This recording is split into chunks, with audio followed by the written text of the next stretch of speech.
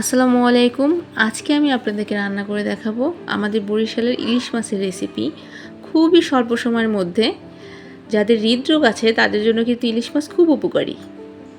তো প্রথমে আমি সবচেয়ে বড় ইলিশ মাছটা নিয়ে নিয়েছি, তারপর এটাকে কেটে নিয়েছি ভালো করে ধুয়ে। এখন আমি এটা তেলে ভেজে নেব, এই জন্য আমি দিয়ে দিয়েছি হলুদের গুঁড়া, তারপর দিয়ে দিয়েছি লবণ। এখন এটা তেলে ভেজে নিচ্ছি। ইলিশ মাছটা বেশি ভাজলে এটার ঘ্রাণটা চলে যায়, এজন্য হালকা ভাজতে হবে। ব্যাস ভাজা শেষ। এখন আমি দিয়ে দিয়েছি কড়াইতে তেল, তারপরে আমি পেঁয়াজ কুচি করে রেখেছি এগুলো দিয়ে দিয়েছি, তারপরে কাঁচামরিচ দিয়ে দিয়েছি। পেঁয়াজটা ভালো করে আমি ভেজে নিয়েছি।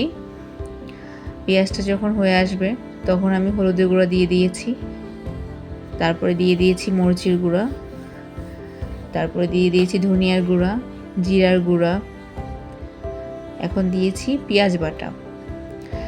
আদা রসুন বাটা ইলিশ মাছে দেওয়া যাবে না, তাহলে এটা স্বাদটা নষ্ট হয়ে যাবে। তারপরে দিয়েছি জিরা বাটা। এখন আমি ভালো করে এগুলো মিক্স করে নিয়েছি।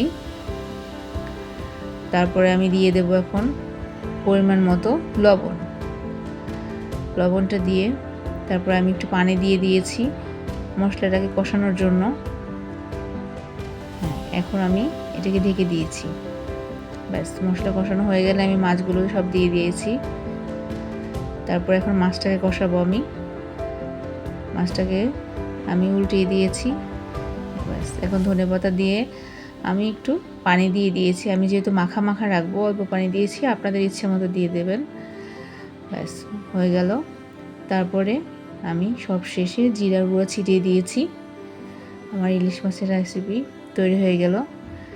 তো বরিশালের বিখ্যাত সব রান্না দেখতে চাইলে চ্যানেলটি সাবস্ক্রাইব করে রাখবেন।